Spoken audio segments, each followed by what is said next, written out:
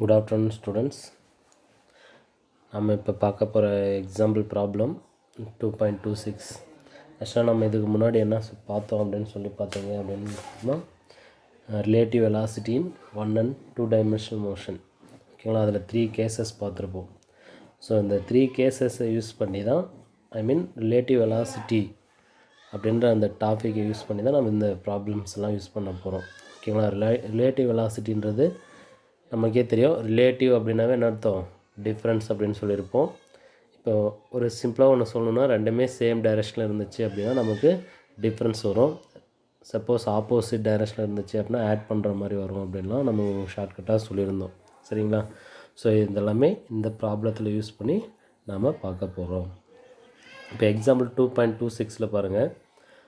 நமக்கு என்ன கொடுத்துருக்காங்க அப்படின்னு சொல்லி பார்த்தீங்கன்னு வச்சுக்கோங்களேன். Suppose 2 cars A and B are moving with uniform velocity with respect to ground along parallel tracks and in the same direction. ஆக்சுவலாக நமக்கு 2 கார் கொடுத்துருக்காங்கன்னு வச்சுக்கோங்களேன். ஓகேங்களா, suppose 2 cars A and B, நம்ம டயக்ராமில் கொடுத்துருக்கிற மாதிரி நமக்கு 2 கார் இருக்குது. அந்த கார் எப்படி போய்ட்டுருக்கு பாருங்கள். Moving with uniform velocities. Uniform வெலாசிட்டினா நான் சொல்லியிருப்பேன் ஸ்டார்டிங்லேயே. யூனிஃபார்ம் வெலாசிட்டினா என்ன மீனிங் அப்படின்னு சொல்லி பார்த்தீங்கன்னா, வெலாசிட்டியில் எந்த ஒரு சேஞ்சஸும் இருக்கக்கூடாது. அதே மாதிரி ஒரு 5 செகண்டில் ஒரு பர்டிகுலர் வெலாசிட்டி போயிருக்குன்னா அடுத்த 5 செகண்டில் என்ன பண்ணியிருக்கணும், அதே வெலாசிட்டி போயிருந்தால் தான் நம்ம என்ன சொல்லுவோம்னா யூனிஃபார்ம் வெலாசிட்டி. இது முன்னாடி கிளாஸ்லேயே சொல்லியிருப்பேன். இது எதை பொறுத்து அப்படின்னா வித் ரெஸ்பெக்ட் டு கிரவுண்டை பொறுத்து யூனிஃபார்ம் வெலாசிட்டியில் போயிட்டுருக்கு. எப்படி போய்ட்டுருக்குன்னா அலாங் த பேரலல் ட்ராக்ஸ். அப்போ ஒன்றுக்கு ஒன்று இணையாக இருக்கக்கூடிய அந்த ரோட்டு வழியாக என்ன பண்ணிகிட்ருக்கு, போய்ட்டுருக்கு. இந்த சேம் டைரெக்ஷன். ரெண்டுமே என்ன டைரெக்ஷனில் போய்ட்டுருக்குன்னா சேம் டைரெக்ஷனில் போயிட்டுருக்கு. ஓகேங்களா. Let the velocity of A and B be the 30 km/h due to east and 40 km/h due to east respectively. அப்போது ஃபஸ்ட்டு கார் வந்து பார்த்தீங்க அப்படின்னா, அப்போ கார் A வந்து இங்கே இருக்குங்களா, இதோட வெலாசிட்டி அப்படின்னு சொல்லி பார்த்தீங்கன்னா 35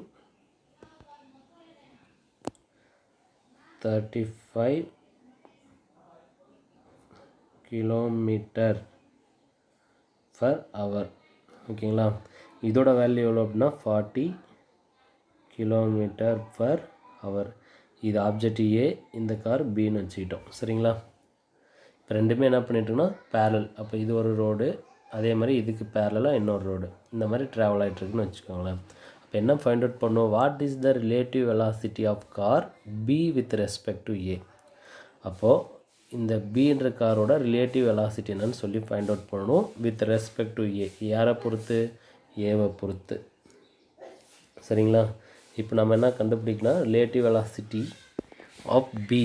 ஓகேங்களா. இங்கே பாருங்கள், எதோட வெலாசிட்டி, இந்த பியோட வெலாசிட்டி என்னன்னு ஃபைண்ட் அவுட் பண்ணணும். அப்போ ஃபார்முலா என்ன பண்ணலாம், relative velocity of the car B with respect to A. ஓகேங்களா. திஸ் இஸ் ஈக்குவல் டு, அப்போ ரெண்டுமே என்ன டைரெக்ஷனில் போய்ட்டுருக்கு, பேரல். அதே மாதிரி சேம் டைரெக்ஷன் இருக்குது அப்படின்னா சேம் டைரெக்ஷன் தான் கேஸ் 1 யூஸ் பண்ணலாமா. கேஸ் 1 யூஸ் பண்ணோன்னா என்ன எழுதுவோம் நம்ம, relative velocity of B with respect to A அப்படின்னா என்ன ஃபார்மாக வரும் நமக்கு, VB மைனஸ் VA. சரிங்களா. இதெல்லாம் என்ன குவான்டிட்டி, வெக்டர் குவான்டிட்டி. ஸோ அதனால் வெக்டர் சிம்பிள் போட்டிருக்கோம். ஸோ இப்போ என்ன ஃபைண்ட் அவுட் பண்ணலாம் அப்படின்னா, VBயோட வேல்யூ எவ்வளோ 40 மைனஸ் VAவோட வேல்யூ 35 இன்ட்டு km/h காமனாக இருக்கா, km/h. ஸோ அப்போ நம்ம சப்ராக்ட் பண்ண எவ்வளோ கிடைக்கும் நமக்கு, 5 km/h. அப்போ ஒரு மணி நேரத்துக்கு Bன்ற காரோட relative velocity with respect to ஏவோட வேல்யூ எவ்வளோ அப்படின்னா 5 km/h அப்படின்னு நமக்கு கிடைக்குது. இது எந்த டைரெக்ஷனில் போய்ட்டுருக்கு பாருங்கள். ஃபஸ்ட்டே நம்ம கொடுத்துருக்கோம், let the velocity A and B 30 km/h due to east and 40 km/h due to east. அப்போது Bன்றதோட வேல்யூ எவ்வளோ கொடுத்துருக்கோம் நமக்கு அப்படின்னா 5 km/h ஈஸ்ட் டைரெக்ஷனில் போயிட்டுருக்கு. சரிங்களா. எந்த டைரெக்ஷனில் போகுது அப்படின்னு சொல்கிறோம், நம்ம ஈஸ்ட் டைரெக்ஷனில் போயிட்டுருக்கு அப்படின்னு சொல்கிறோம். இது ஈஸ்ட் டைரெக்ஷனில் நமக்கு ட்ராவல் ஆகிட்டுருக்கு அப்படின்னு பார்க்கணும். சரிங்களா. அப்போது Bன்ற காரு ஈஸ்ட்டில் போயிட்டுருக்கு அப்படின்னு நம்ம ஃபைண்ட் அவுட் பண்ணிட்டோம். அடுத்தது அதே மாதிரி என்ன ஃபைண்ட் அவுட் பண்ணலாம், the relative velocity of car A with respect to B, அதை கண்டுபிடிக்கலாமா. அப்போ relative velocity of car A with respect to B, இதுக்கு என்ன ஃபார்முலா, விஏ மைனஸ் விபி. சரிங்களா, இதெல்லாமே வெக்டர் குவான்டிட்டி. அப்போ வியோட வேல்யூ எவ்வளோ, 35 மைனஸ் இதோட வேல்யூ எவ்வளோ, 40 km/h. அப்போ ஈக்குவல் பண்ணால் நமக்கு எவ்வளோ ஆன்சர் வரும், -5 km/h. ஓகேங்களா, -5 km/h. This minus only denoted by direction. நான் ஏற்கனவே சொல்லியிருக்கேன். ஓகேங்களா, ஸ்டார்டிங்கில் சொல்லியிருப்போம். இந்த மைனஸ் அப்படின்றது எதை மட்டும் மென்ஷன் பண்ணோன்னா, ஒன்லி டைரக்ஷனை மட்டும்தான் மென்ஷன் பண்ணோம். அப்போ 5ன்றது என்ன அப்படின்னா இதோட ரிலேட்டிவ் வெலாசிட்டி. ஓகேங்களா, இங்கே மைனஸ் அப்படின்றது என்ன அப்படின்னு சொல்லி பார்த்தீங்கன்னா, ஆல்ரெடி இந்த கார் ஈஸ்ட்டில் நோக்கி போய்ட்டு இருந்துச்சா, அப்போ இந்த கார் ஏன்ற ரிலேட்டிவ் வெலாசிட்டி எதை நோக்கி இருக்குன்னா வெஸ்ட்டை நோக்கி இருக்கும். சரிங்களா, புரியுதுங்களா. அப்போ பேசஞ்சர் நீங்களே எழுதலாம், the passenger in a car A, the car will be appear to moving east, the velocity 5 km/h. இது வந்து யார் அப்படின்னா, ஒரு பேசஞ்சர் வந்து கார் ஏலேருந்து பி காரை பார்க்குறாங்கன்னு வச்சுக்கோங்க. அப்போ கார் ஏக்குள்ளே ஒருத்தர் பர்சன் இருக்கான், இது வந்து பிக்குள்ளே இருக்கிற பர்சனை பார்க்கும்போது எவ்வளோ, 5 km/h எந்த டைரெக்ஷனில் போயிட்டுருக்கான், ஈஸ்ட் டைரெக்ஷனில் போகிற மாதிரி தெரியும். சரிங்களா, அதே கார் பிக்குள்ளே இருக்கிற பர்சன் கார் ஏக்குள்ளே இருக்கிற பர்சனை பார்க்கும்போது எப்படி தெரியுது அப்படின்னு சொல்லி பார்த்தீங்கன்னா 5 km வெஸ்ட் டைரெக்ஷனில் போய்ட்டுருக்கிற மாதிரி தெரியுது. ஃபார் அன் எக்ஸாம்பிள் நமக்கே தெரியும், இப்போ நம்ம பஸ்ஸில் ட்ராவல் பண்ணி போய்ட்ருக்கோன்னு வச்சுக்கோங்களேன். நம்ம பஸ்ஸில் ட்ராவல் பண்ணி போகிறோம், நம்மளை பின்னாடி நம்ம பக்கத்தில் சைடில் இன்னொரு பஸ் வருது. அப்போது நம்ம ஏன்ற பஸ்ஸில் இருக்கோம், உள்ள ஒரு பர்சன் ஃப்ரெண்டு வந்து பின்ற பஸ்ஸில் இருக்கான் அப்படின்னு வச்சுக்கோங்களேன். இப்போ ஏன்ற பஸ் கொஞ்சம் முன்னாடி போகுது, பின்ற பஸ் கொஞ்சம் பின்னாடி போகுது, ரெண்டுமே ஒரே ரூட்டில் சேம் டைரெக்ஷனில் ட்ராவல் பண்ணுற மாதிரி கன்சிடர் பண்ணிட்டிங்கன்னா, அப்போ ஏ பஸ்ஸில் இருக்கிறவங்களை பொறுத்து பி பஸ்ஸில் இருக்கிறவங்க ஃப்ரெண்டை பார்க்கும்போது எப்படி தெரியுது அப்படின்னு சொல்லி பார்த்தீங்கன்னா, ஏ பஸ்ஸில் இருக்கிற ஒருத்தர் பி பஸ்ஸில் இருக்கிறவங்க ஃப்ரெண்டை பார்க்கும்போது என்ன தெரியுது அப்படின்னு சொல்லி பார்த்தீங்கன்னா, ஈஸ்ட் டைரெக்ஷனில் என்ன பண்ணிகிட்ருக்காங்க, முன்னாடி போயிட்டுருக்கிற மாதிரி தெரியுது. ஓகேங்களா, சரிங்களா. ஏன்ற பர்சன் அதாவது ஏன்ற பஸ்ஸு முன்னாடி போகுது, இல்லை பின்ற பஸ் முன்னாடி போகுதுன்னு வச்சுக்கலாம், எப்படி வேணாலும் வச்சுக்கலாம். பின்ற பஸ் முன்னாடி அந்த டயக்ராம் பாருங்கள், உங்களுக்கே தெரியும். இப்போ இருங்க, இந்த டயக்ராம் பார்த்தீங்கன்னா உங்களுக்கே தெரியும். இந்த டயக்ராமில் இங்கே நீங்கள் இருக்கீங்க, இந்த இடத்துல உங்கள் ஃப்ரெண்ட் இருக்கான்னு வச்சுக்கோங்களேன், காருக்குள்ளே இருக்கீங்க.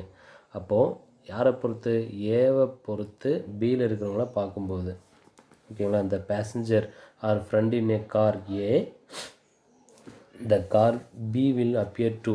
அப்போ இவனை பொறுத்து இவனை பார்க்கும்போது இவன் என்ன பண்ணிகிட்ருக்கான் அப்படின்றாங்க, ஈஸ்ட்டை நோக்கி போயிட்டுருக்கான், முன்னாடி போயிட்டுருக்கான்.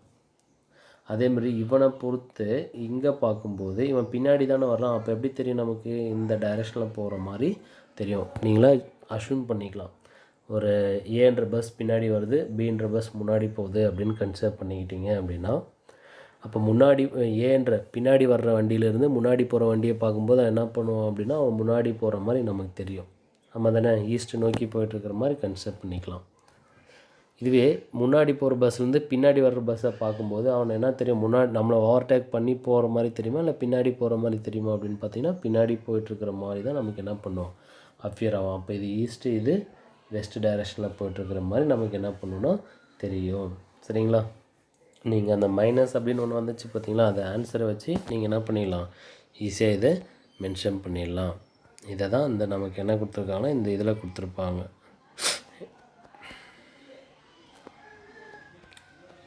இந்த சொல்யூஷனில் கொடுத்துருக்காங்க பாருங்கள். இந்த relative velocity B with respect to A, ஏவை பொறுத்து பியோட velocity 5 km/h due to east. அதே மாதிரி relative velocity of A with respect to B, இதுக்கு இவ்வளோ வருது அப்படின்னா இது டியூ டு வெஸ்ட். ஏன் இங்கே வெஸ்ட்டு கொடுத்துருக்கோன்னா ஈஸ்ட்டோட ஆப்போசிட் டைரெக்ஷன், இது ஈஸ்ட்டு இது வெஸ்ட்டுங்களா. அப்போ நம்ம மைனஸ் போட்டிருக்கோம், அந்த மைனஸ்ன்றது எதுவுமே இண்டிகேட் பண்ணோன்னா டைரெக்ஷனை இண்டிகேட் பண்ணுறதுனால போட்டிருக்கோம். சரிங்களா, ஸோ இதை நல்லா பார்த்துக்கோங்க. இது ஒரு இம்பார்ட்டன்ட் சம் 2 மார்க்கில் கேட்பாங்க நமக்கு. அதனால் இதை புரிஞ்சுக்கிட்டிங்கன்னா ரொம்ப ரொம்ப ஈஸியாக இருக்கும். ஸோ அடுத்த ஒரு ப்ராப்ளம் என்ன பார்த்தீங்கன்னா எக்ஸாம்பிள் 2.27. ஸோ இதுவும் அதே மாதிரியான ஒரு கான்செப்ட் தான். இப்போ பாருங்கள், suppose 2 trains A and B are moving with uniform velocity along the parallel track but in opposite direction. முன்ன சேம் டைரெக்ஷன் சொன்னோம், இப்போ என்ன பண்ணிகிட்ருக்கு, ஆப்போசிட் டைரெக்ஷனில் கொடுத்துருக்காங்க.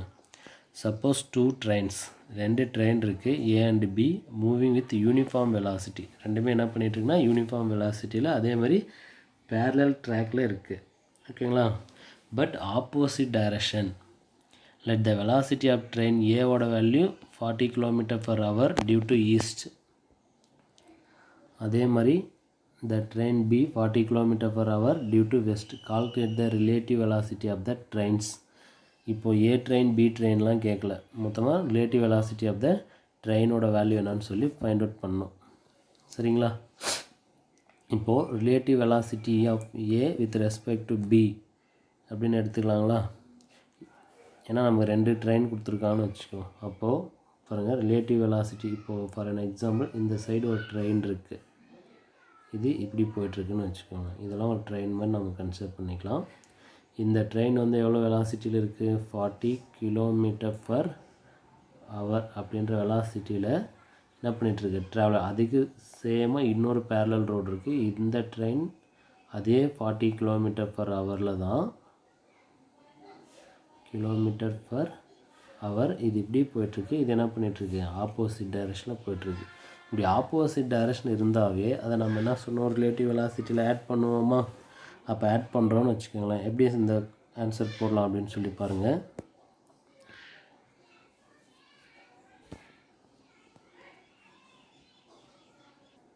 ஸோ எப்படி பண்ணலாம் பாருங்கள். நம்ம 2 வெலாசிட்டி ஃபைண்ட் அவுட் பண்ணுமா? ஒன்று relative velocity A with respect to B அப்படின்னா relative velocity A with respect to B இப்படி இருந்தால் என்ன ஃபார்முலா யூஸ் பண்ணுவோம் நம்ம, V A plus V B, I mean case 2 வந்து யூஸ் பண்ணலாம். சரிங்களா? கேஸ் 2 வந்து யூஸ் பண்ணலாமா? அப்போது இதுவும் வெக்டர் குவான்டிட்டி, இதுவும் வெக்டர் குவான்டிட்டி, இதுவும் வெக்டர் குவான்டிட்டி. அப்போ கொடுத்துருக்க வேல்யூ என்னது, விஏவோட வேல்யூ 40 ப்ளஸ் விபியோட வேல்யூ 40. அப்போ எவ்வளோ கிடைக்கும், km/h இப்படி இருந்துச்சுன்னா மொத்தமாக எவ்வளோ ஆன்சர் நமக்கு அப்படின்னா 80 km/h. இது வந்து V A V B, V A with respect to V B அப்படின்னு இருக்குன்னு வச்சுக்கோங்களேன். ஸோ இதோட டைரெக்ஷன் நம்ம கண்டுபிடிக்கணும். ஏவோட டைரெக்ஷன் எப்படி போகணும், 2 ட்ரெயின் எடுத்துக்கிட்டோன்னு சொன்னோமா. ஒரு ட்ரெயின் வந்து என்ன பண்ணிகிட்ருக்குன்னா ஈஸ்ட்லேயும், ஏன்ற ட்ரெயின் ஈஸ்ட்டில் போகுது, பின்ற ட்ரெயின் வெஸ்ட்டில் போகிற மாதிரி கன்செப்ட் பண்ணணும். ஆப்போசிட் டைரெக்ஷனில் போகிற மாதிரி எடுத்துக்கிட்டோமா. அதான் இங்கே கொடுத்துருப்பாங்க பாருங்கள். ஏபின்றது 40 km டியூ டு ஈஸ்ட்டு, பின்ற ட்ரெயின் வந்து அதே 40 km/h டியூ டு வெஸ்ட். அப்போது ஈஸ்ட் டைரெக்ஷனில் போயிட்டுருக்கு. ஸோ இதை நம்ம எப்படி எக்ஸ்பிளைன் பண்ணலாம் அப்படின்னா, இப்போ யாரை பொறுத்த, பேசஞ்சர் இன் ஏ ட்ரெயின் பி, பியில் இருக்கக்கூடிய ஒரு பேசஞ்சர், பி ட்ரெயினில் இருக்கக்கூடிய பேசஞ்சர் எதை பார்க்குறாங்க, ஏ ட்ரெயினில் பார்க்குறாங்க. ஓகேங்களா? பார்க்கும்போது ஏ அப்பியர் மூவ்ஸ் டு ஈஸ்ட். அப்போ ஏன்றது என்ன டைரெக்ஷனில் போயிட்டுருக்காங்களாமா, ஈஸ்ட்ன்ற டைரெக்ஷனில் போயிட்டுருக்கு. ஓகேங்களா? எவ்வளோ கிலோமீட்டர் ஸ்பீடில் போய்ட்டுருக்கோம், 80 km/h அப்படின்ற ஸ்பீடில் ட்ராவல் ஆகிட்டுருக்கு அப்படின்னு நம்ம ஃபைண்ட் அவுட் பண்ணணும். சரிங்களா? இதே மாதிரி என்ன ஃபைண்ட் அவுட் பண்ணணும், பி கண்டுபிடிக்கணும். The relative velocity B with respect to A. ஓகேங்களா? Relative velocity B with respect to A அப்படின்னா நமக்கு என்ன formula, minus into V A vector plus V B vector. So minus அப்படியே வச்சுக்கோங்க. வியோட வேல்யூ என்ன போடுவோம் நம்ம, 40, இங்கே ஒரு 40, மொத்தமாக எவ்வளோ வரும் நமக்கு, 40 plus 40 km/h equal to minus 80 km/h. இங்கே மைனஸ்ன்றது எதை இண்டிகேட் பண்ணணும்னு சொன்னோம், நம்ம ஒன்லி டைரெக்ஷனை மட்டும்தான் இண்டிகேட் பண்ணணும். முன்ன ஃபஸ்ட்டு என்ன சொன்னோம், ஈஸ்ட்டில் போச்சா. இப்போ இதுக்கும் சொல்லுங்கள், ஏ பேசஞ்சர் இன் ஏ ட்ரெயின் ஏ. இப்போ ட்ரெயின் ஏல இருக்கக்கூடிய பேசஞ்சர் யாரை பார்க்குறாங்க, பியில் இருக்கக்கூடிய ஒரு பர்சனை பார்க்கும்போது எந்த கிலோமீட்டரில் 80 km/hன்ற ஸ்பீடில் போயிட்டுருக்கு. But opposite direction. அப்போ ஆப்போசிட் டைரெக்ஷன் என்ன அர்த்தம்? முன்னே ஈஸ்ட்டு இப்போது வெஸ்ட் டைரெக்ஷனில் ட்ராவல் ஆகிட்டுருக்கு அப்படின்னு சொல்லி முடிக்கணும். சரிங்களா? இதை தான் நம்ம இந்த ஈக்குவேஷனில் நமக்கு கொடுத்துருப்பாங்க. பாருங்கள், the relative velocity of A with respect to B ஓட value 80 km/h due to west அப்படியே டைரெக்டாக கொடுத்துட்டாங்க. அதை நம்ம எப்படி எக்ஸ்பிளைன் பண்ணலாம்? to the passenger in a train B, அதாவது இந்த VAB அப்படின்னு இருந்துச்சுன்னு வச்சுக்கோங்களேன். இந்த பியிலிருந்து யாரை பார்க்குறோம்? ஏவை பார்க்குற மாதிரி கன்சிடர் பண்ணிக்குவோம். passenger in train B, the train A will appear to move east with velocity 80 km/h. இதுவே VBAவாக இருந்துச்சு அப்படின்னா ஏலேருந்து எதை பார்க்குறோன்னா பியை பார்க்குறோம். ஓகேங்களா? பியிலேருந்து ஏயை பார்க்கும்போது 80 km/h ஈஸ்ட் டைரெக்ஷனில் போயிட்டு இருந்துச்சு. இப்போ ஏலேருந்து பியை பார்க்கும்போது அதே 80 km/h பட் வெஸ்ட் டைரெக்ஷனில் போய்ட்டுருக்கு. ஏன் அப்படின்னா நமக்கு ஆப்போசிட் டைரெக்ஷனில் போகிற மாதிரி நம்ம என்ன பண்ணிக்கணும்? கன்சிடர் பண்ணணும். புரியுதுங்களா? இந்த ப்ராப்ளம்லாம் நீங்கள் அண்டர்ஸ்டாண்ட் பண்ணிக்கிட்டிங்கன்னா ரொம்ப ரொம்ப ஈஸியான ஒரு ப்ராப்ளம் இது. நீங்கள் அண்டர்ஸ்டாண்ட் பண்ணலன்னா புரியுறது கொஞ்சம் கஷ்டம். இந்த மாதிரி ப்ராப்ளம் கண்டிப்பாக ஒரு 2 மார்க் கொஸ்டினில் நமக்கு கேட்பாங்க. சரிங்களா? அடிக்கடி கேட்டுகிட்டே இருப்பாங்க இந்த மாதிரி ஒரு ப்ராப்ளம். ஸோ அதனால் நல்லா தெளிவாக படிச்சுக்கோங்க. இதில் வந்து கண்டிப்பாக ஒரு 2 மார்க் ப்ராப்ளம் நமக்கு அடிக்கடி கேட்டுகிட்டே இருப்பாங்க.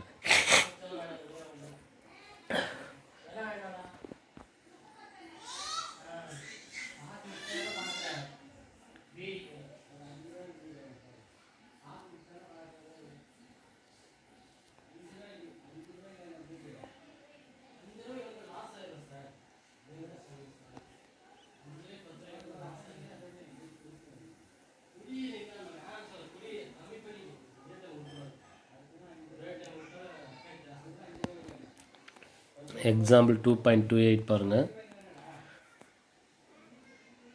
இப்போ அதே consider the two trains A and B moving along the parallel tracks in the same velocity in same direction. So இப்போ நமக்கு 2 ட்ரெயின் கொடுத்துருக்காங்க. ஓகேங்களா? ஃபார் எக்ஸாம்பிள் இந்த இடத்துல போடுறோம் பாருங்கள். இந்த ட்ரெயின் ஏன்னு வச்சுக்கோங்க. ஓகேங்களா? அதே மாதிரி இது ஒரு ட்ராக், இதுக்கு பேரலாக இன்னொரு ட்ராக்கில் பீன்ற ட்ரெயின் போயிட்டுருக்கு. இது பீன்னு வச்சுக்கலாம். சரிங்களா? Moving with same velocity in same direction. அதே மாதிரி ரெண்டுத்தோட வெலாசிட்டியும் சேம். அதனால் மேக்னிடியூட் ரெண்டுமே சேமாக போட்டிருக்கு. எவ்வளோ அப்படின்னா 50 km/h. வரண்டாரா?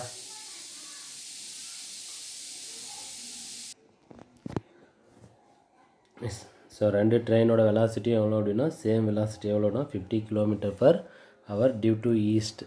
ஓகேங்களா? ரெண்டுமே ஈஸ்ட் டைரெக்ஷனில் போய்ட்டுருக்கு. Calculate the relative velocity of the train. அப்போ ரெண்டு ட்ரெயினுமே ஏபின்ற 2 ட்ரெயினுமே என்ன பண்ணிட்டுருக்கோம்? சேம் மேக்னிடியூட் 50 km/h அப்படின்ற ஸ்பீடில் போய்ட்டுருக்கு. எதை நோக்கி போய்ட்டுருக்கு? ரெண்டுமே ஈஸ்ட்டை நோக்கி போய்ட்டுருக்கு. அப்போ ரிலேட்டிவ் வெலாசிட்டி இப்படி சேம் டைரெக்ஷனாக இருந்தால் ரிலேட்டிவ் வெலாசிட்டியோட வேல்யூ என்ன கண்டுபிடிப்போம்? நம்ம ஏபியாக இருந்தாலும் சரி இல்லை பிஏவாக இருந்தாலும் சரி எப்படின்னாலும் எடுத்துக்கலாம். அப்போ relative velocity B with respect to ஏன்னு எடுத்துக்கிட்டோன்னு வச்சுக்கோங்களேன். VP minus VA. ஓகேங்களா? இல்லாட்டி எப்படி வேணாலும் யூஸ் பண்ணிக்கலாம். சேம் டைரெக்ஷனாக இருந்தால் என்ன ஃபார்மாக யூஸ் பண்ணுவோம்? நம்ம விஏ மைனஸ் விபிங்களா? ஸோ எடுத்து சப்ஸ்டியூட் பண்ணுங்க. சப்ஸ்டியூட் பண்ணோம் அப்படின்னா விபி மைனஸ் விஏ சப்ஸ்டியூட் பண்ணால் 50 km/h மைனஸ் 50 km/h அப்படின்னா என்ன ஆன்சர் வரும் நமக்கு? 0 km/h. இப்படி இருந்துச்சு அப்படின்னா the relative velocity b with respect to a is 0 km/h. அதே மாதிரி என்ன தான் ஆன்சர் வரும்? ரிலேட்டிவ் வெலாசிட்டி இதே மாதிரி similarly relative velocity A with respect to B also 0 km/h அப்படின்றது தான் ஆன்சர் வரும். ஓகேங்களா? அப்படின்னா என்ன மீனிங் அப்படின்னா thus each train will appear to the rest with respect to another. ஏவை பொறுத்து பின்ற ட்ரெயின் வந்து என்னவாக இருக்குது? ரெஸ்ட்டில் இருக்கிற மாதிரி தெரியும். அதே மாதிரி பியை பொறுத்து ஏன்ற ட்ரெயின் என்னவாக இருக்குன்னா ரெஸ்ட்டில் இருக்கும். ஏன் அப்படின்னா நீங்களே திங்க் பண்ணி பாருங்கள். இதுவும் சரி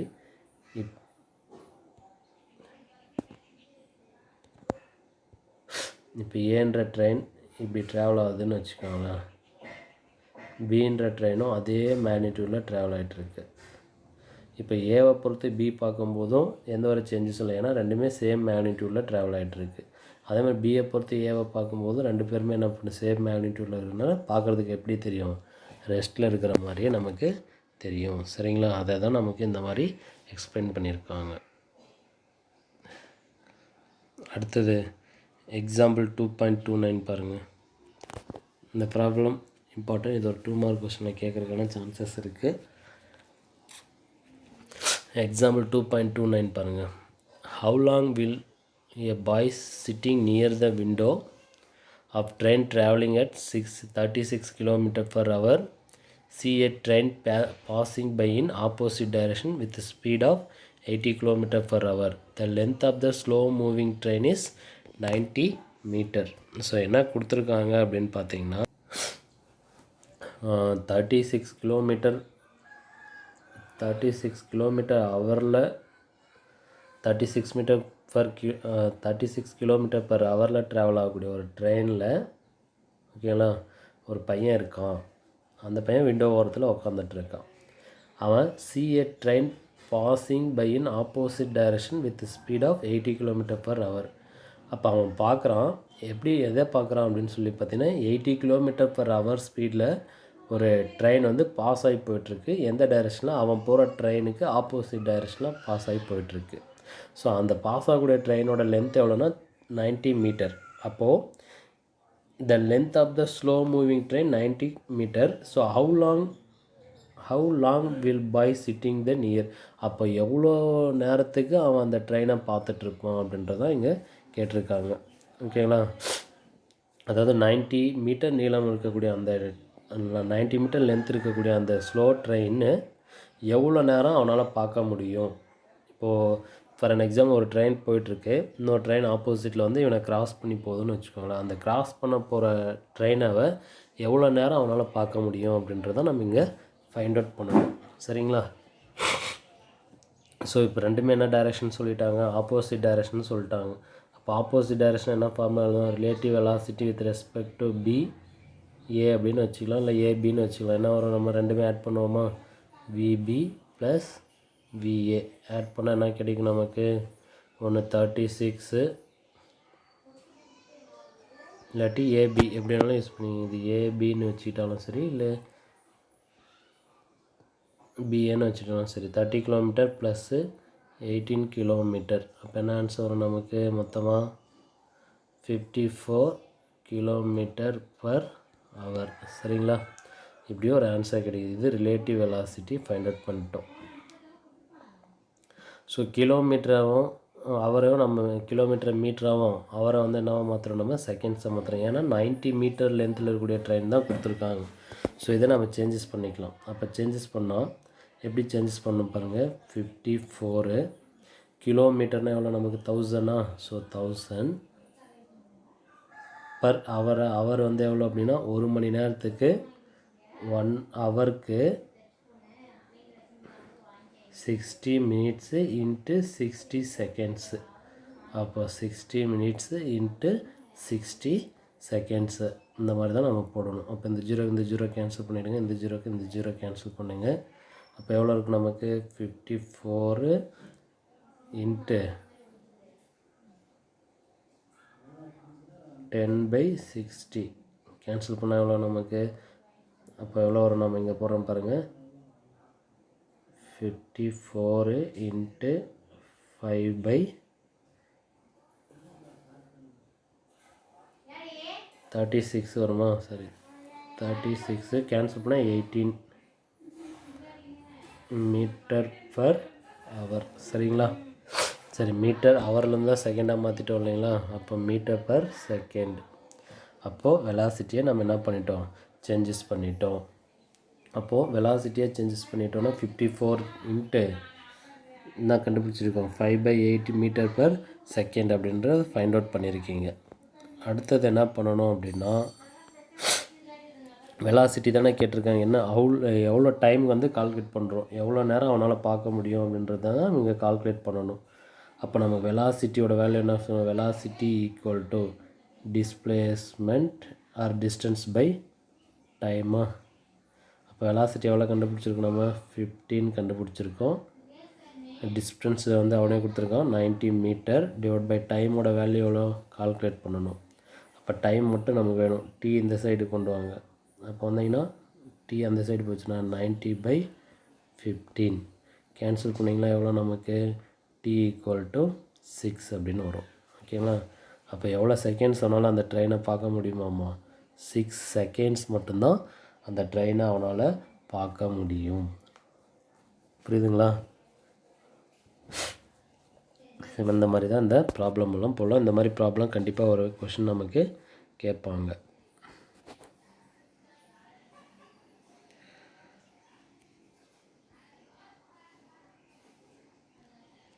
அடுத்தது எக்ஸாம்பிள் 2.30 பாருங்கள்.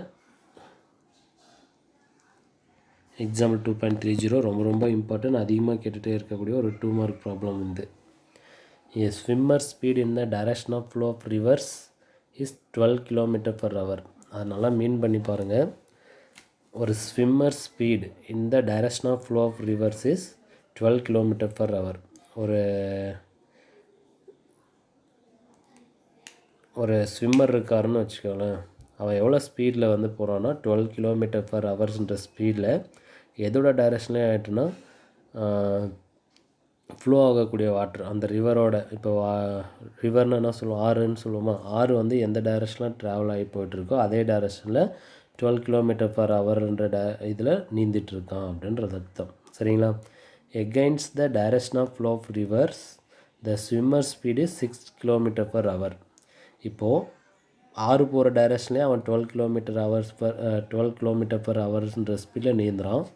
சப்போஸ் ஆறு போகிற டைரெக்ஷனுக்கு ஆப்போசிட் டைரெக்ஷனில் எத்தனை கிலோமீட்டரில் 6 km/hன்ற டைரெக்ஷனில் நீந்துறான். அப்படி நீந்தும் போது என்ன கால்குலேட் பண்ணணும்னா, calculate the swimmer speed in still water and the velocity of the river flow. அப்போ என்ன கால்குலேட் பண்ணோம், ஸ்டில் வாட்டர்னால் அமைதியாக இருக்கக்கூடிய அந்த வாட்டரில் அவனோட என்ன சொல்கிறது ஸ்பீடு, ஸ்விம்மரோட ஸ்பீடு என்னன்னு சொல்லி கால்குலேட் பண்ணணும். அதே மாதிரி அந்த ஆரோட ரிவரோட வெலாசிட்டி என்னன்னு சொல்லி ஃபைண்ட் அவுட் பண்ணணும். சரிங்களா. அப்போ நமக்கு ஸ்பீடும் கண்டுபிடிக்கணும், வெலாசிட்டியும் என்னன்னு சொல்லி ஃபைண்ட் அவுட் பண்ணணும். ஆனால் இங்கே நம்ம 2 கிலோமீட்டர் கொடுத்துருக்காங்க. சார் ரெண்டுமே ஆப்போசிட் டைரெக்ஷனில் கொடுத்துருக்காங்களா. ஃபஸ்ட்டு ரிலேட்டிவ் வெலாசிட்டி என்னென்னு ஃபைண்ட் அவுட் பண்ணலாமா. பாருங்கள் இது எப்படிலாம் எடுத்துக்கலாம் அப்படின்னு சொல்லி பாருங்கள். First swimmer speed in the direction of flow of river. அப்போ நமக்கு 2 ஸ்பீடை கன்சிடர் பண்ணுறோம், 2 வெலாசிட்டியை கன்சிடர் பண்ணுறோம். என்ன அப்படின்னா விஎஸ்ன்றது ஸ்விம்மரோட வெலாசிட்டி அண்டு விஆர்ன்றது ரிவரோட வெலாசிட்டி. ஓகேங்களா. இது யாரை பொறுத்துனா ரெண்டுமே கிரவுண்டை பொறுத்து எடுத்துக்கிறோம். இப்போது இது ரெண்டுத்தோட வெலாசிட்டி இங்கே பாருங்கள். Swimmer speed in the direction of flow of river, flow of ரிவரோட டைரெக்ஷன்லேயே ஸ்விம்மரோட டைரெக்ஷனும் இருந்துச்சு அப்படின்னா அப்போ நம்ம என்ன பண்ணுறோம், 2 வெலாசிட்டி இருக்கா. ஒன்று என்ன வெலாசிட்டி விஎஸ் ஸ்விம்மரோட வெலாசிட்டி ப்ளஸ் விஆர்ன்றது ரிவரோட வெலாசிட்டி. ரெண்டுமே ஆட் பண்ணால் எவ்வளோ நமக்கு 12 km/hன்ற வெலாசிட்டியில் போய்ட்டுருக்கு. சரிங்களா. இது இதோட டைரெக்ஷன். அதே மாதிரி against the direction of flow of river the swimmer speed in 6 km/h. அப்போ எகெயின்ஸ்ட் அப்படின்னா ஸ்விம்மரு எதோட வெலாசிட்டிக்கு ரிவரோட வெலாசிட்டிக்கு எகெயின்ஸ்டாக போச்சுன்னா எவ்வளோ கொடுத்துருக்காங்க நமக்கு 6 km/h அப்படின்ற ஸ்பீடில் கொடுத்துருக்காங்க. சரிங்களா. இது ஈக்குவேஷன் நம்பர் 1ன்னு வச்சுக்கலாம், இது equation number 2. So equation number 1 equation number 2வையும் என்ன பண்ணுறோன்னா ஆட் பண்ணுறோம். ஆட் பண்ணோன்னா என்ன கிடைக்கும் நமக்கு பாருங்கள். இந்த ப்ளஸ் விஆர் இருக்கும் அப்படியே ஆட் பண்ணுறோன்னு வச்சு ப்ளஸ் விஆர் இருக்கும் மைனஸ் விஆர் இருக்கும் கேன்சல் பண்ணி மீதி என்ன இருக்கும் 2 விஎஸ் ஈக்குவல் டு இங்கே 12 + 6 எவ்வளோ 18 km/h. ஸோ இப்போ விஎஸ் மட்டும் வேணாம், 2 இந்த சைடு கொண்டு வந்துடுங்க. அப்போது விஎஸ் மட்டும் வேணும் அப்படின்னா இங்கே போகிறோம். விஎஸ் மட்டும் வேணும் அப்படின்னா இந்த 2 டிவைட் வந்துடுமா. அப்போ 18/2 அப்போ என்ன ஆன்சர் வரும் 9 km/h அப்படின்னு கிடைக்கும். சரிங்களா. 9 km/h. அப்போ யாரோட வெலாசிட்டி, ஸ்விம்மரோட வெலாசிட்டி வந்து எவ்வளோ அப்படின்னா 9 km/h. இந்த ஈக்குவேஷன் எடுத்துகிட்டு போயிட்டு ஈக்குவேஷன் 1ல் சப்ஸ்டியூட் பண்ணலாம். ஓகேங்களா, ஈக்குவேஷன் 1ல் சப்ஸ்டியூட் பண்ணால் என்னன்னு சொல்கிறேன்னு பாருங்கள். அப்போ ஈக்குவேஷன் 1 என்னது, Vs plus Vr equal to 12 km/h. சரிங்களா, இப்போ Vsோட வேல்யூ என்ன கண்டுபிடிச்சோம், 9 ப்ளஸ் Vr ஈக்குவல் டு 12. இப்போ Vr மட்டும் வேணும் அப்படின்னா 9 இந்த சைடு கொண்டு வந்தீங்கன்னா என்னது, அப்போ 12 மைனஸ் 9, அப்போ என்னோட ஆன்சர் வரும் அப்படின்னா 3 km/h. அப்போ ரிவரோட வெலாசிட்டி வந்து 3 km/h, விஎஸோட வெலாசிட்டி வந்து 9 km/h. ஓகேங்களா, அப்போ ரிவரோட வெலாசிட்டி எவ்வளோ அப்படின்னு சொல்லி பார்த்தீங்கன்னா 12 km/h. ஸ்விம்மரோட வெலாசிட்டி வந்து பார்த்தீங்க அப்படின்னா எவ்வளோ அப்படின்னு சொல்லி பார்த்தோம் அப்படின்னா 3 km/h. ஸோ இப்போ நம்ம என்ன கால்குலேட் பண்ணணும் அப்படின்னா,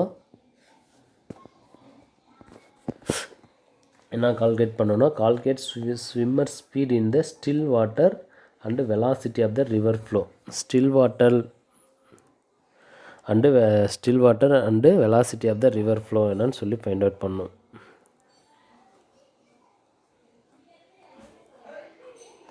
அப்போது இந்த ஆறு போகிற டைரக்ஷன்லேயே, ஓகேங்களா, ஆறு போகிற டைரக்ஷன்லேயே அந்த ஸ்விம்மரோட டைரக்ஷன் இருந்துச்சு அப்படின்னா அப்போ டோட்டல் வெலாசிட்டி, ஓகேங்களா, டோட்டல் வெலாசிட்டியை நம்ம ஃபைண்ட் அவுட் பண்ணணும் அப்படின்னா இங்கே எவ்வளோ கிடைக்குது பாருங்கள், 3 ப்ளஸ் ஒரு 9 எவ்வளோ 12 km/h டைரக்ஷனில் போயிட்டுருக்கோம். ஸோ இப்போ ரெண்டுத்தோட வெலாசிட்டியும் நம்ம கண்டுபிடிச்சிட்டோம், ஸ்விம்மரோட velocity, ரிவரோட velocity.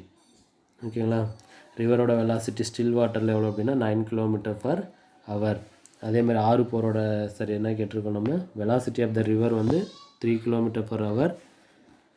Swimmer speed in still water எவ்வளோ அப்படின்னா 9 km/h. ரெண்டுமே ஃபைண்ட் அவுட் பண்ணிட்டோம். சரிங்களா, ஸோ இந்த ப்ராப்ளம் ரொம்ப ரொம்ப ரொம்ப இம்பார்ட்டன்ட், அதிகமாக கேட்டுகிட்டே இருக்கக்கூடிய ஒரு கொஷின்.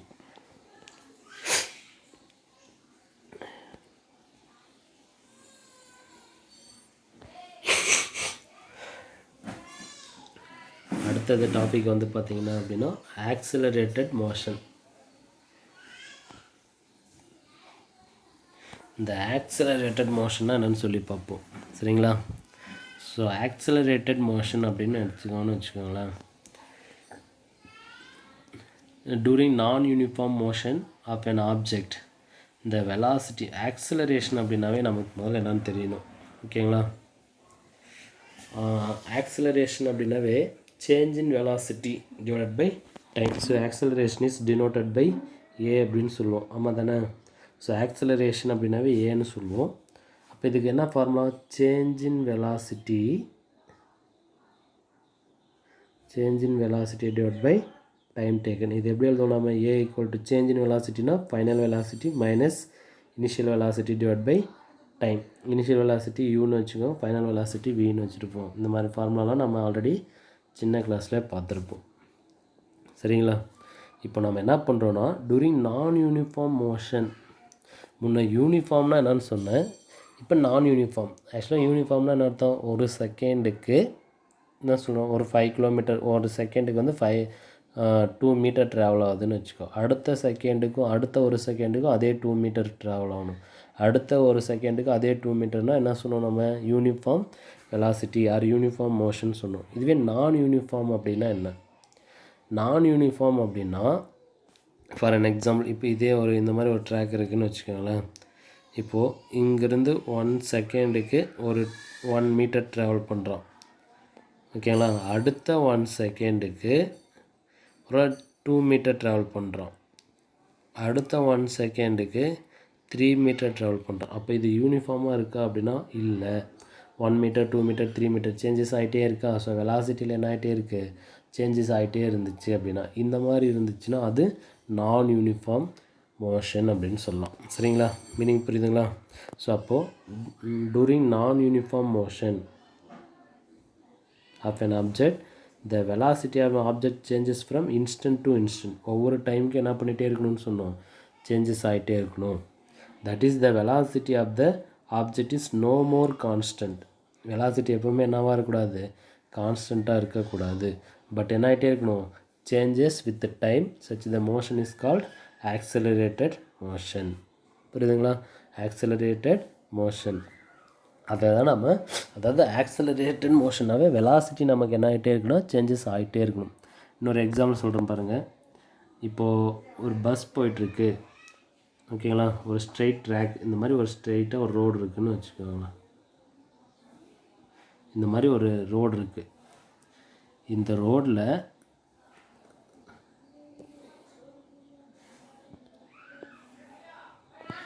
ரோடில் என்ன பண்ணிகிட்ருக்குன்னா, ஒரு ப்ளூ கலரில் ஒரு பஸ் போயிட்டுருக்கு, இல்லை கார் போயிட்டுருக்குன்னு வச்சுக்குவோம்.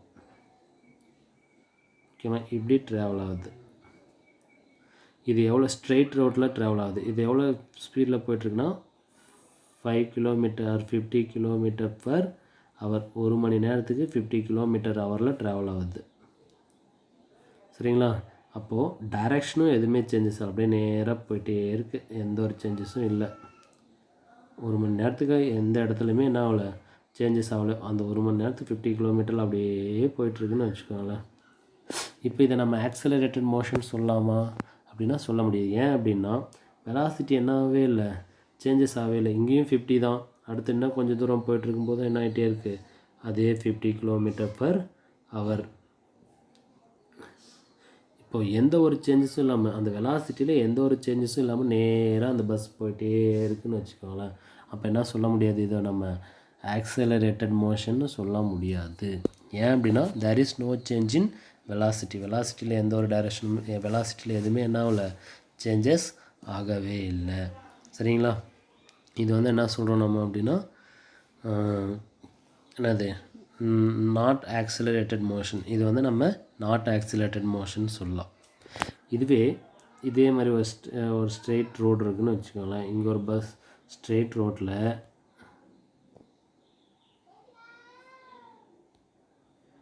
ஒரு பஸ் ட்ராவல் ஆகுது. இந்த பஸ் வந்து இந்த இடத்துல 50 கிலோமீட்டர் பர் ஹவர் இருக்குது. அப்படியே இன்னும் கொஞ்சம் இந்த இடத்துக்கு வந்துச்சு. இந்த இடத்துக்கு வந்தபோது 60 கிலோமீட்டர் பர் ஹவராக இருந்துச்சு அப்படின்னா, இப்போ வெலாசிட்டி சேஞ்சஸ் ஆகுதா? வெலாசிட்டி சேஞ்சஸ் ஆகிறதுனால இது என்ன அப்படின்னு சொல்லி பார்த்தோன்னா ஆக்சிலரேட்டட் மோஷன். இது நாட் ஆக்சிலரேட்டட் மோஷன். ஸோ அப்போது என்ன பண்ணோம் அப்படின்னா, வெலாசிட்டி சேஞ்சஸ் ஆச்சுன்னா அது ஆக்சிலரேட்டட் மோஷன், வெலாசிட்டி சேஞ்சஸ் ஆகலைன்னா அது நாட் ஆக்சிலரேட்டட் மோஷன் அப்படின்னு சொல்கிறோம். சரிங்களா? மீனிங் புரியுதுங்களா? இதில் யூனிஃபார்ம் நான் யூனிஃபார்ம்னா என்னென்னு புரிஞ்சிச்சிங்களா? முக்கியமாக நமக்கு என்ன சொல்லணும் அப்படின்னா, the velocity of the object no more constant. அது என்னவாக இருக்கக்கூடாது, கான்ஸ்டண்ட்டாக இருக்கக்கூடாது. பட் என்ன ஆகிட்டே இருக்கணும் அப்படின்னா சேஞ்சஸ் ஆகிட்டே இருக்கணும் with time. Such motion is said to be accelerated motion. இதுக்கு பேர் என்ன சொல்கிறோம் நம்ம அப்படின்னா ஆக்சிலரேட்டட் மோஷன் அப்படின்னு சொல்லலாம். இந்த ஆக்சிலரேட்டட் மோஷனை வந்து நம்ம 2 டைப்பாக பிரிக்கிறோம். ஒன்று வந்து யூனிஃபார்ம்லி ஆக்சிலரேட்டட் மோஷன், நான் யூனிஃபார்ம்லி ஆக்சிலரேட்டட் மோஷன் அப்படின்னு சொல்லிட்டு 2 டைப்ஸாக பிரிக்கிறோம். சரிங்களா? இது நம்ம எத்தனை டைப்ஸாக பிரிக்கலாம் அப்படின்னு சொல்லி பார்த்தீங்க அப்படின்னா, ஃபஸ்ட் டைம் வந்து யூனிஃபார்ம்லி ஆக்சிலரேட்டட் மோஷன், இன்னொன்று வந்து என்ன சொல்கிறோன்னா நான் யூனிஃபார்ம் ஆக்சிலரேட்டட் மோஷன் அப்படின்னு சொல்லிட்டு 2 டைப்ஸாக நம்ம பிரிக்கிறோம். அப்போது யூனிஃபார்ம் ஆக்சிலரேட்டட் மோஷன்னா என்ன, நான் யூனிஃபார்ம் ஆக்சிலரேட்டட் மோஷன்னா என்னன்னு சொல்லி பார்ப்போம். சரிங்களா?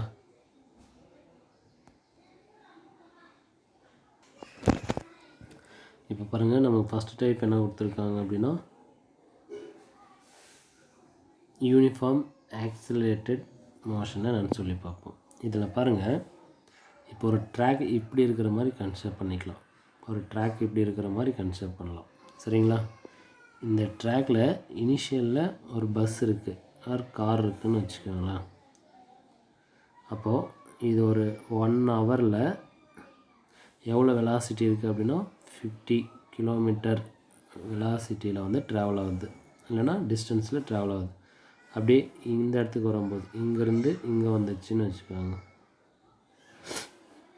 ஓகேங்களா? அதே 1 ஹவருக்கு இங்கே 50 கிலோமீட்டர் வந்திருக்கு. அடுத்தது இங்கே வருது,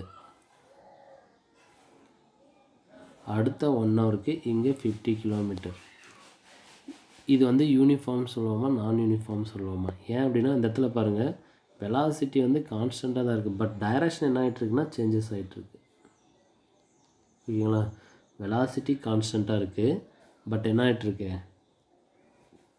வெலாசிட்டி வந்து அதாவது change in velocity is constant.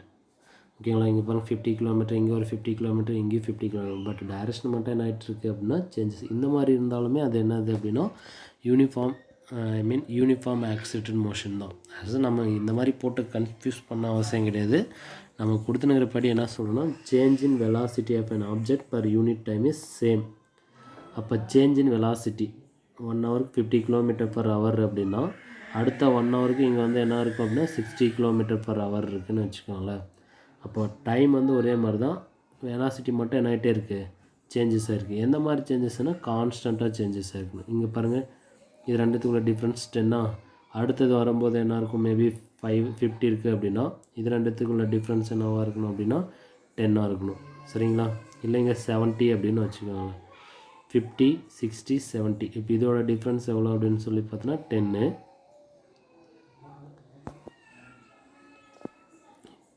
இதுக்குள்ள டிஃப்ரென்ஸ் எவ்வளோ 10.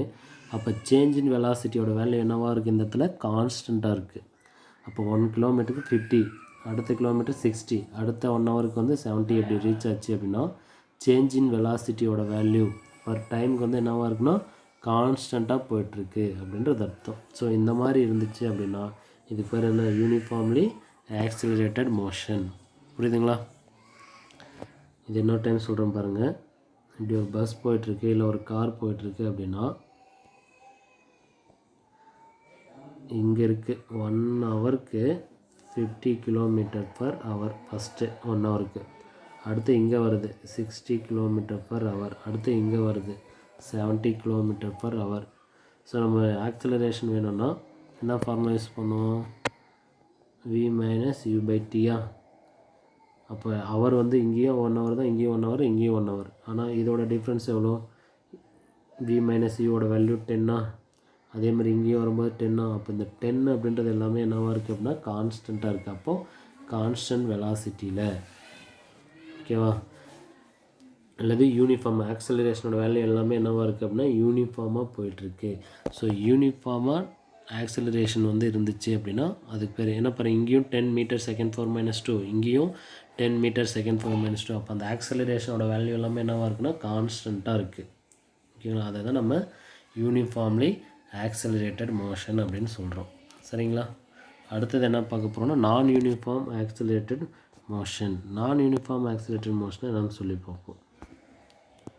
இதே சொல்ல change in velocity per time is different at different times. அப்போ டைம்ஸோட வேல்யூ சேஞ்சஸ் ஆகிட்டே இருக்கும்போது வெலாசிட்டியோட வேல்யூ என்ன ஆகிட்டே இருக்கணும் சேஞ்சஸ் ஆகிட்டே இருக்கணும். இப்படி இருந்துச்சுன்னா அது நான் யூனிஃபார்ம் ஆக்சலரேட்டட் மோஷன். சரிங்களா? டைம் சேஞ்சஸ் ஆகும்போது வெலாசிட்டி என்ன ஆகிட்டே இருக்குன்னா சேஞ்சஸ் ஆகிட்டே இருந்துச்சுன்னா அதுக்கு பேர் நான் யூனிஃபார்ம் ஆக்சிலரேட்டட் மோஷன். இது முன்னாடியே சொன்ன நம்ம நான் யூனிஃபார்ம்னால் எப்படி இருக்கணும் அப்படின்ட்டு.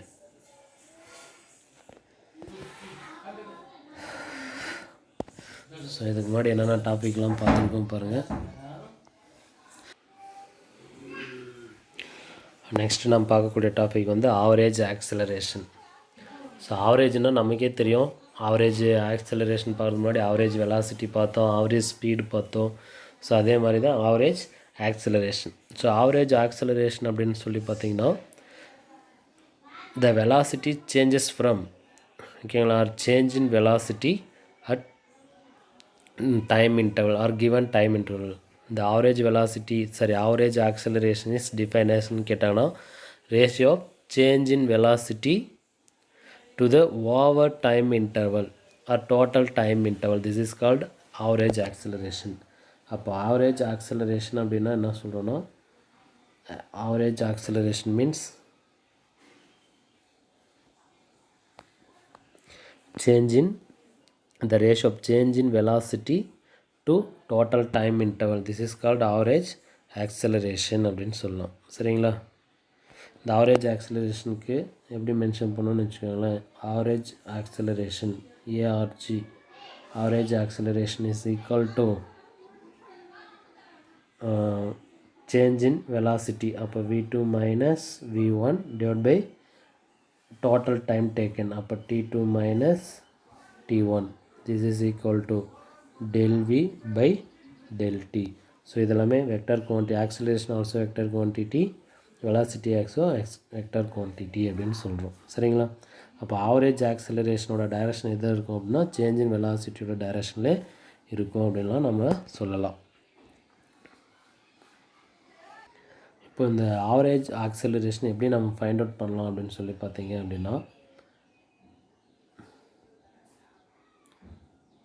எக்ஸ் ஆக்சிஸ் இது இது ஒய் ஆக்சிஸ் இது எக்ஸ் ஆக்சிஸ்ன்னு வச்சுக்கோங்க.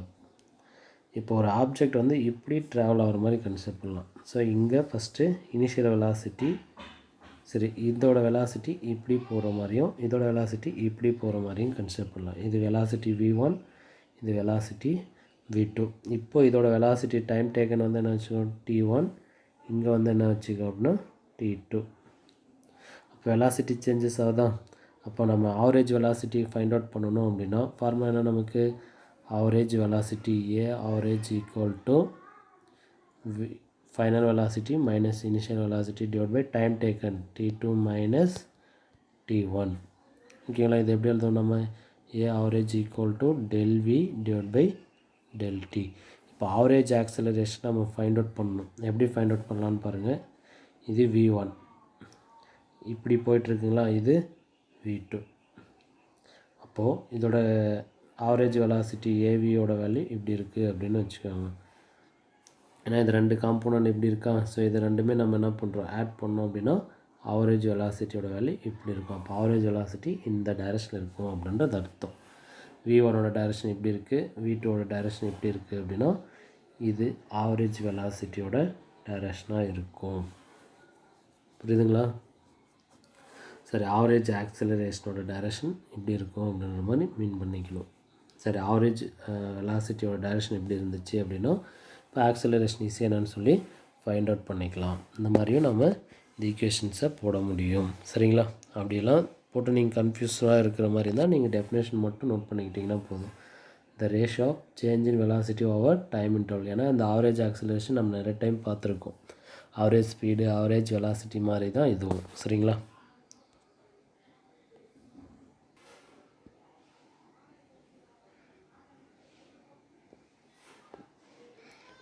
ஸோ நம்ம பார்த்துருக்கிறது மீதிக்கிறதெல்லாம் நெக்ஸ்ட் கிளாஸில் பார்க்கலாம். சரிங்களா?